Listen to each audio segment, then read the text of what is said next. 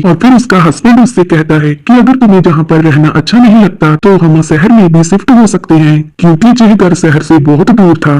Allison का एक छोटा सा बेटा भी था। रात के समय एलिसन को बहुत डरावने सपने आ रहे थे, जिसकी वजह से वो स्लीप पैरालिसिस में चली गई थी। मतलब कि वो जाग तो रही थी मगर उसका अपने जिस्म पर बिल्कुल भी कंट्रोल नहीं था। ये बीमारी उसे उसके बचपन से ही थी और फिर उसका हस्बैंड उसे इस सपने से बाहर निकालता है। बचपन में उसके पिता उसे इस सपने से बाहर निकाला करते थे। एलिसन को अब तक ये समझ नहीं आया था कि ये कोई उसकी बीमारी है या फिर उसके साथ कुछ सच में अजीब हो रहा है, क्योंकि जब भी वो इस भयानक सपने को देखती तो एक औरत उसे दूर से खड़ी हुई दिखाई देती थी। वो औरत सिर्फ दूर से ही उसे देखती रहती थी। बचपन में भी उसके साथ बिल्कुल ऐसा ही होता था। उसके पिता उसे हमेशा ही समझाते थे कि ये कोई हकीकत नहीं है, ये तो बस एक डरावना सपना है। और फिर जब उसके डैड उसको सुलाकर उसके कमरे से बाहर चले जाते